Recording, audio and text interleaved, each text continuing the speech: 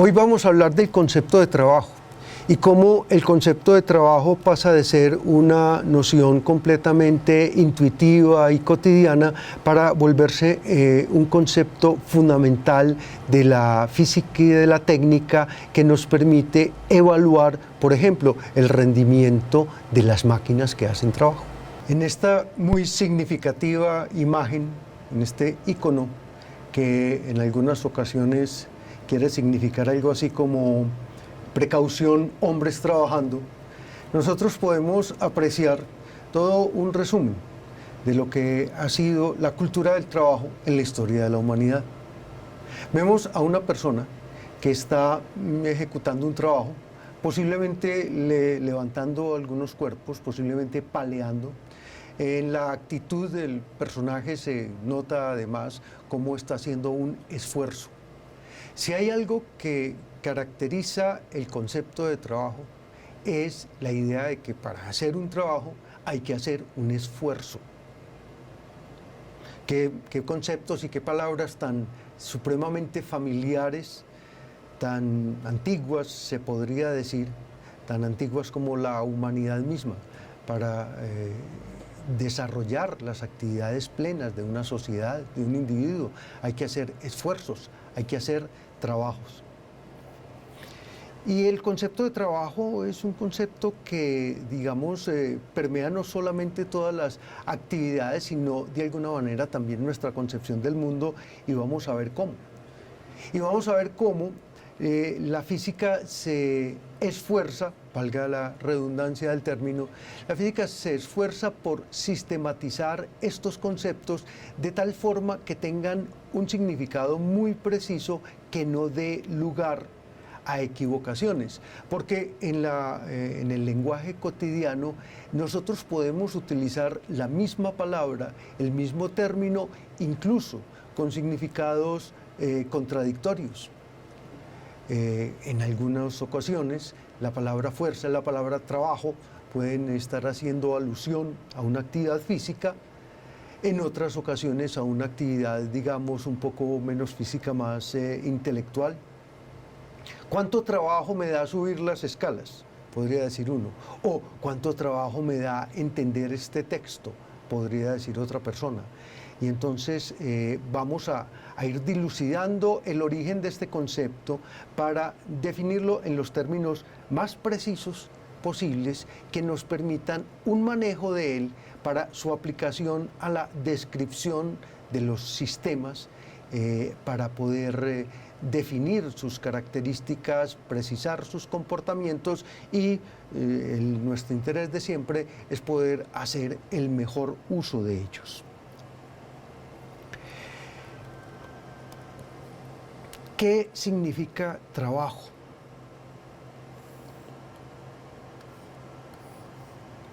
Una persona puede hacer trabajo, por ejemplo, para desplazar un objeto. Es posible que este desplazamiento de este objeto signifique para alguien un trabajo, y un trabajo considerable, porque si atendemos, digamos, a la intención de la gráfica, podríamos considerar que el objeto a ser desplazado es de un tamaño considerablemente mayor que este sujeto que quiere desplazarlo. Entonces, en esta actividad nosotros vemos algo como un trabajo. Podríamos pensar en otros tipos de trabajo. Un trabajo también supremamente importante, y de nuevo acudamos a algún objeto que en este caso necesita ser levantado. Entonces, luego de una serie de maniobras, hay también un individuo que está dispuesto a realizar el trabajo, pero ya no de empujar o de jalar, sino de subir un objeto. Perdónenme. Este objeto debe ser subido, y entonces este es otro tipo de trabajo, de actividad que requiere un determinado esfuerzo.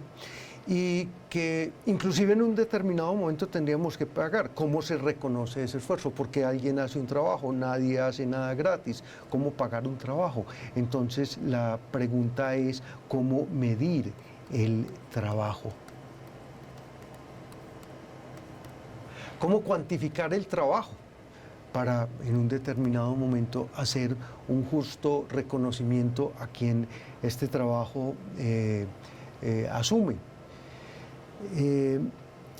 Bueno, iremos sobre eso paso a paso y un poco más adelante. Digamos que tenemos un problema inicial y es el problema de realizar el trabajo de subir objetos pesados. Y aquí aparece una palabra clave que es la palabra peso.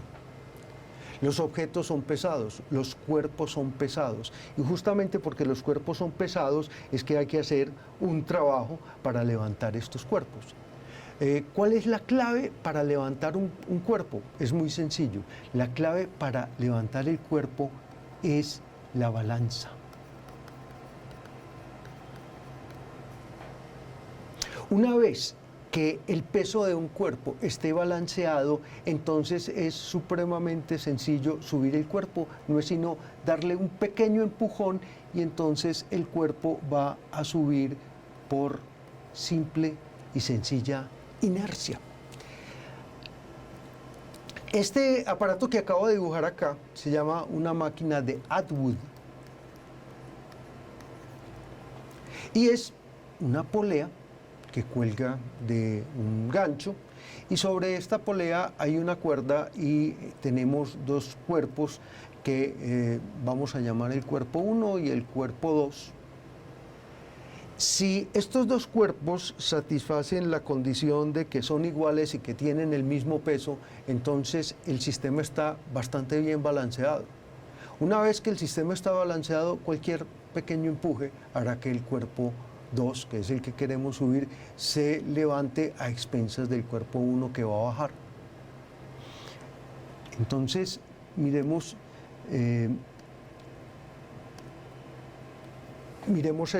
esta idea de la cotidianidad, la idea de la balanza que nuestra cultura de alguna manera ha asociado con la justicia. Además, la justicia, entre otras características, tiene la de ser ciega y, bueno, todas las otras características que se le quieran adicionar. Pero en esta representación de la justicia, nosotros tenemos un bonito ejemplo de una balanza en la cual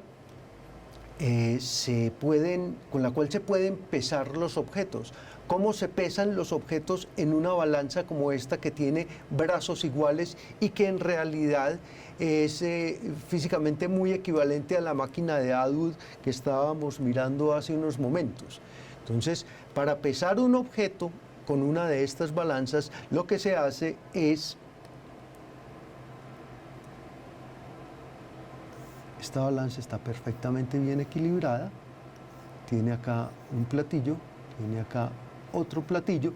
Entonces quiero pesar un objeto de características de peso desconocido y lo que hago para lograr este peso es balancearlo poniendo acá tantos pesos conocidos como sean necesarios para que la situación esté balanceada.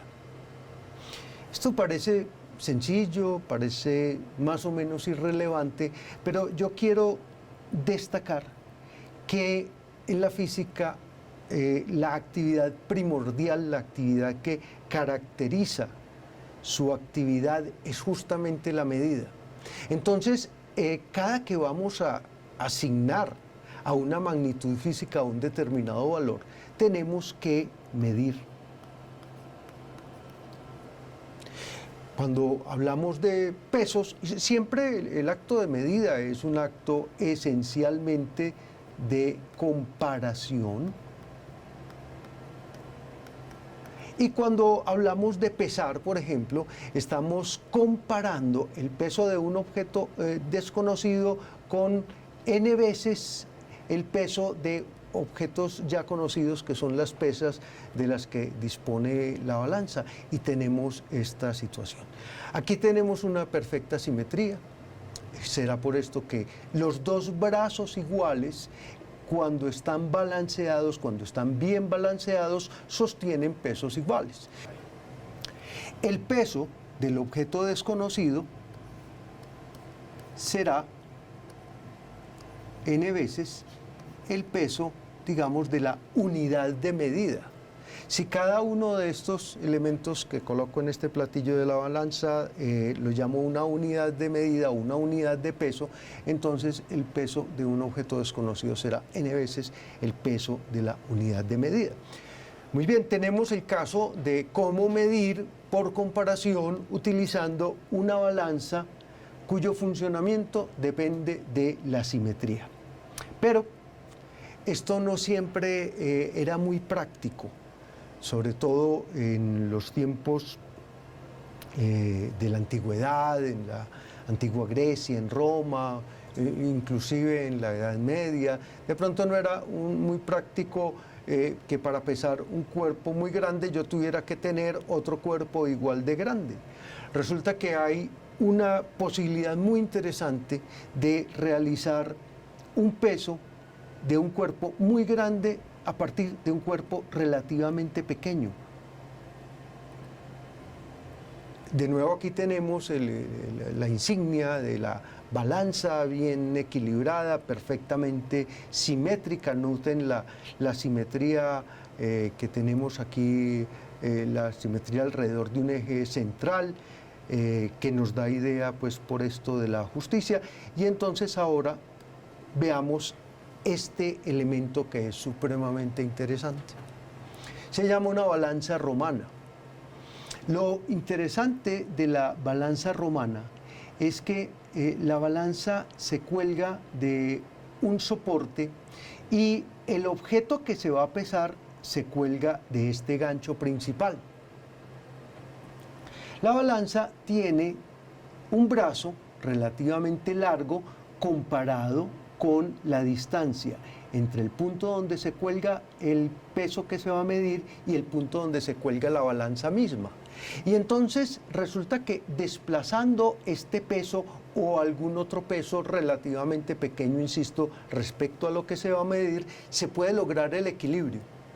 Aquí ya hay un elemento de elaboración supremamente avanzado respecto a lo que era la balanza justiciera, llamémosla así, la balanza de los brazos iguales.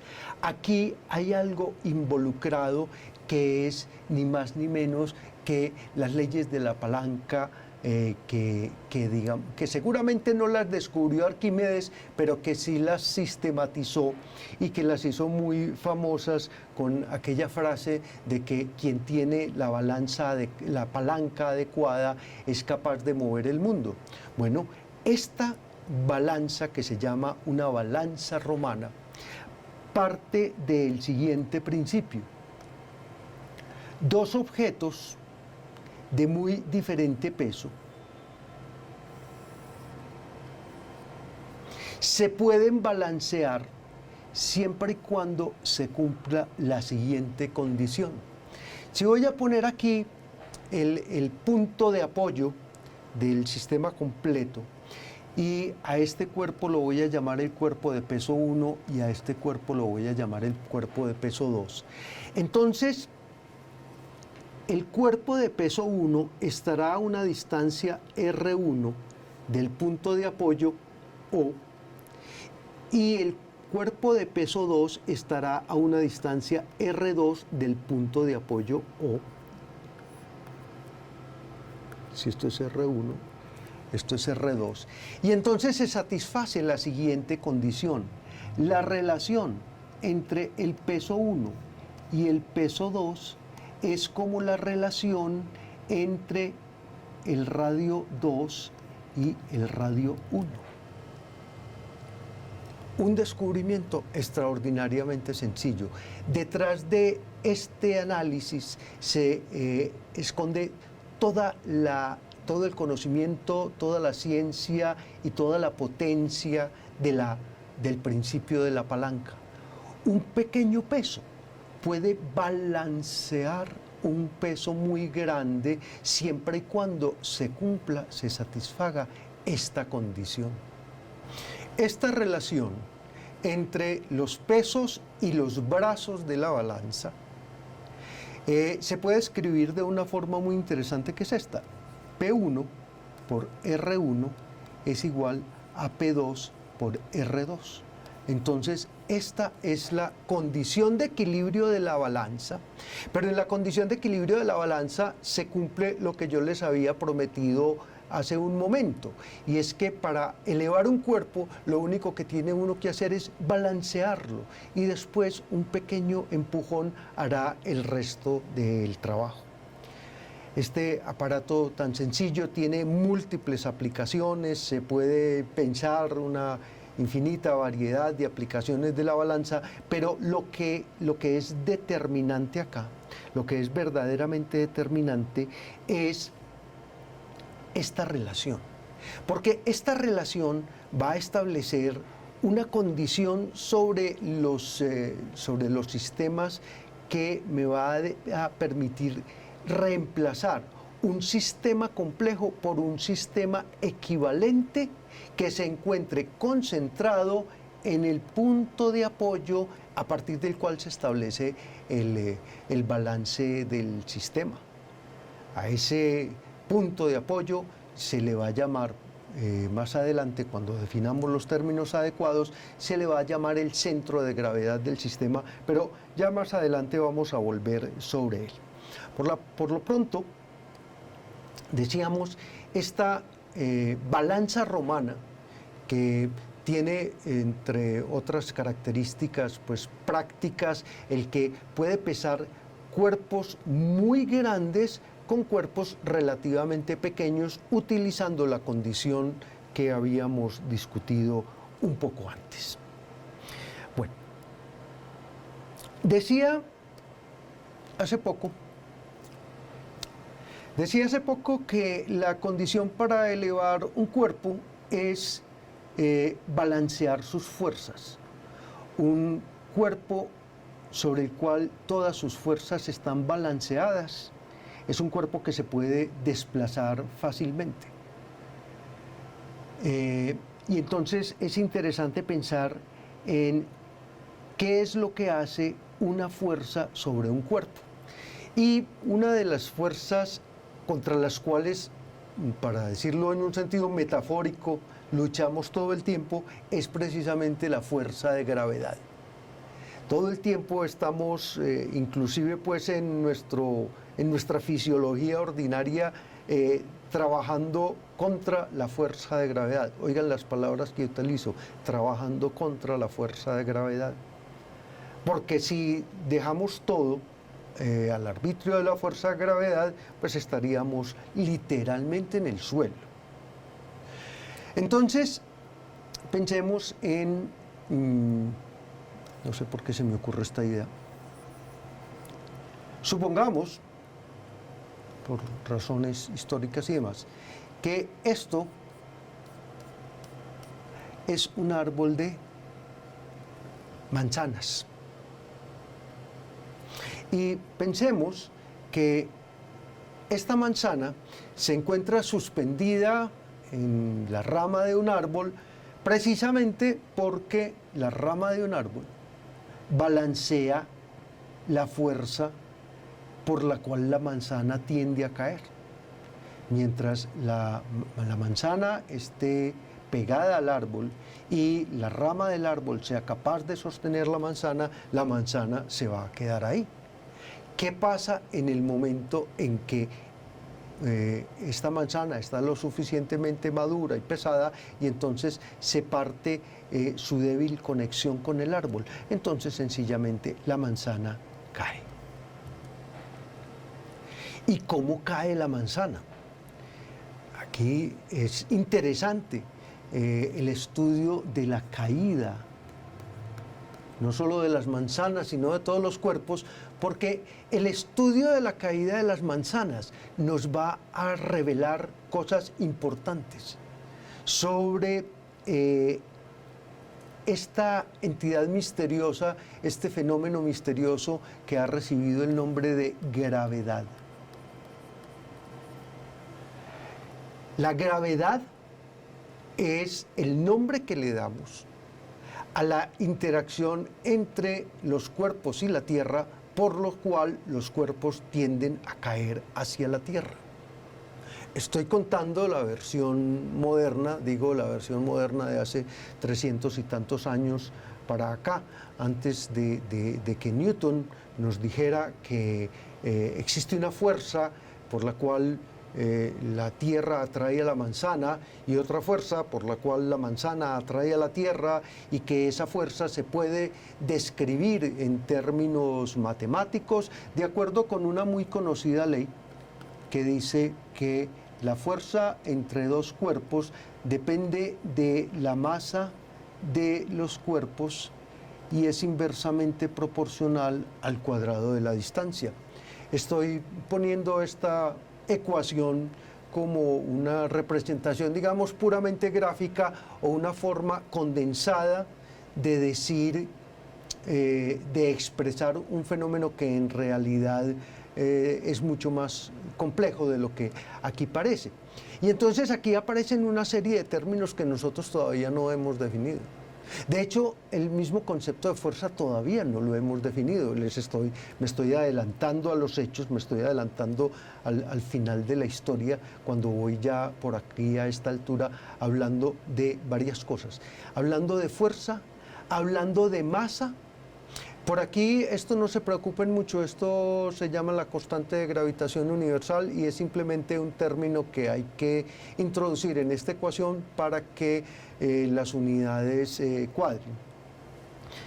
Les decía que Newton nos dijo que la manzana cae porque la Tierra la atrae y a su vez la manzana atrae a la Tierra en algo que nosotros llamamos una interacción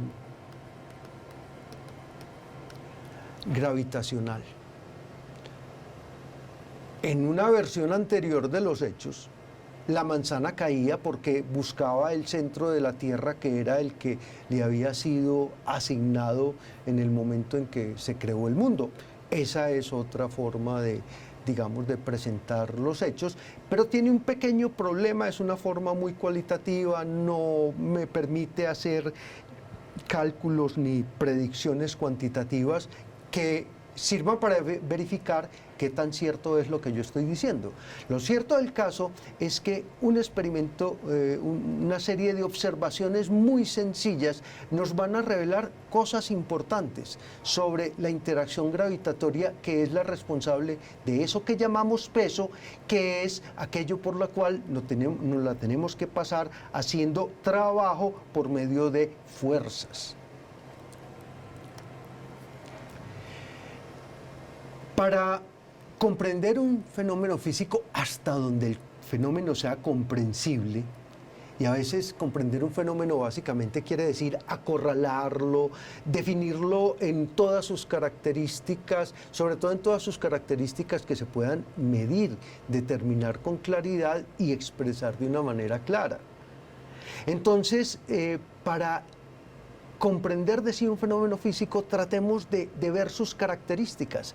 La gravedad, el fenómeno que llamamos interacción gravitacional, tiene una característica sorprendente e impresionantemente sencilla que descubrió Galileo gracias a la observación de un péndulo. Y traje un péndulo precisamente para reproducir un poco la experiencia de Galileo. El experimento que realizó Galileo,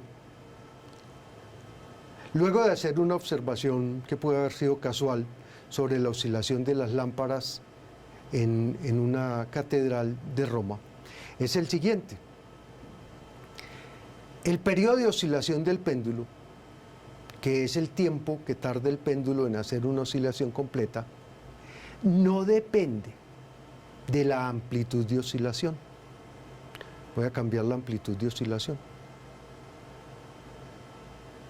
Como ustedes van a disponer de este video, entonces yo los invito a que hagan una medición cuidadosa, digamos, de 10 oscilaciones de este péndulo a pequeña amplitud y 10 oscilaciones de este péndulo a una mayor amplitud. Este sencillo descubrimiento fue muy importante porque es la base para la construcción de relojes de péndulo. Insisto, en la física la medición es de primera y primordial importancia, y entonces una de las cosas que se mide en física es el tiempo. O sea, en física básicamente se miden dos cosas: el tiempo y la longitud. O sea, los instrumentos de la física son una regla y un reloj. Bueno, Galileo nos proveyó acá con un reloj de una forma muy primitiva que era algo mejor que el reloj de mano que él solía usar. El reloj de muñeca de Galileo era realmente su propio péndulo, su propio pulso. Galileo medía tiempos con su propio pulso. Pero ahora sí, el otro descubrimiento trascendental de Galileo. El otro descubrimiento tiene que ver con el hecho de que el periodo de oscilación del péndulo no solamente no depende de la amplitud, sino que no depende del peso. Acabo de reemplazar la esfera de acero que estaba oscilando inicialmente por una esfera que tiene el doble de diámetro. Un cálculo sencillo me dice, si tiene el doble de diámetro, tiene 8 veces más peso que la esfera pequeña. Sin embargo, de nuevo los invito a que muy juiciosamente miren este video, cuenten el tiempo de 10 oscilaciones para la esfera pequeña y para la esfera grande, y pueden verificar que dentro del error de observación que ustedes pueden tener según la precisión de su cronómetro, el péndulo oscila siempre con el mismo periodo. Las observaciones que hizo Galileo sobre el movimiento de los péndulos lo llevó a proponer lo que podríamos llamar la primera ley de la física en la historia, y es precisamente la ley de caída de los cuerpos. De acuerdo con Galileo, si uno puede eliminar la resistencia del medio, si uno puede eliminar la resistencia del aire, por ejemplo, todos los cuerpos caen desde la misma altura en el mismo tiempo, independientemente de su peso. Hagamos un sencillo experimento con las esferitas que nos sirvieron para ilustrar el movimiento del péndulo. Yo quiero que escuchen, voy a dejar caer siempre más o menos desde la misma altura esta esfera pequeña, y quiero que escuchen el impacto que produce. Otra vez. Ahora, desde la misma altura, dejo caer la esfera mayor, ya dijimos 8 veces más pesada, y por favor escuchen el impacto que produce. Otra vez. Las dejo caer juntas. Con este sencillo experimento podemos comprobar que dos esferas que están en una relación de pesos como de 1 a 8 no caen en una relación de tiempos como de 8 a 1. Se esperaría, pensando, digamos, con nuestra más aristotélica intuición, que los cuerpos más pesados caen más rápido, entonces que el que pesa 8 veces más cae 8 veces más rápido. Si ustedes repiten este video, lo escuchan con cuidado, el momento de la caída de los dos cuerpos, cuando los dejo caer simultáneamente, verán que muy difícilmente se puede apreciar una diferencia en los tiempos de caída que justifique esta aseveración. Y entonces con esto podemos establecer una propiedad muy importante de la fuerza que llamamos de gravedad. Esta propiedad es que, aunque los cuerpos tengan pesos muy diferentes, la velocidad que adquieren cuando caen desde una determinada altura es la misma, depende solo de la altura y no depende del peso de los cuerpos. Esta clave importante sobre el movimiento de los cuerpos le va a permitir a Galileo establecer pautas para describir el movimiento de los sistemas físicos y proponer una idea que en su momento fue bastante revolucionaria. Siempre pensando en términos de la gravedad, siempre pensando en el movimiento pendular, analizando el movimiento pendular, uno puede observar que en el movimiento pendular, cuando el cuerpo sube, su velocidad disminuye, cuando el cuerpo baja, su velocidad aumenta, y entonces se pregunta Galileo, ¿qué pasaría con un cuerpo que ni sube ni baja, pero tiene alguna velocidad? La conclusión a la que llega Galileo es, si cuando un cuerpo se aleja de la Tierra, se aleja del centro de la Tierra, su velocidad disminuye. Cuando un cuerpo se acerca al centro de la Tierra, su velocidad aumenta.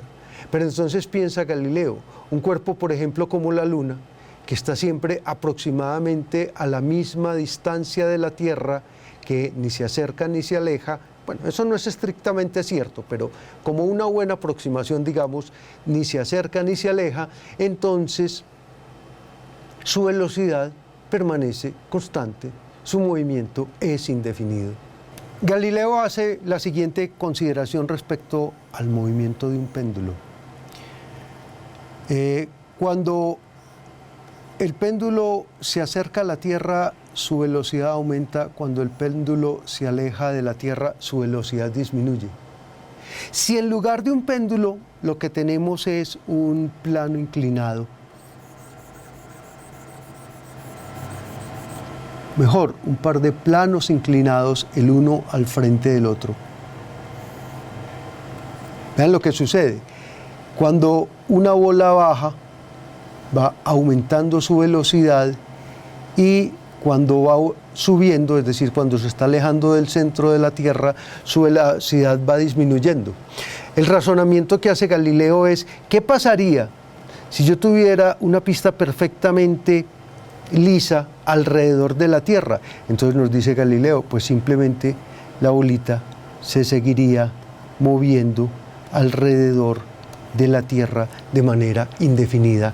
Y con esto nos plantea la posibilidad de que el movimiento sea algo que permanece, sea una condición, sea un estado de un cuerpo que permanece siempre y cuando no se vea afectado por una fuerza. Las fuerzas entonces son lo que cambian el estado de movimiento de un cuerpo y no lo que lo produce.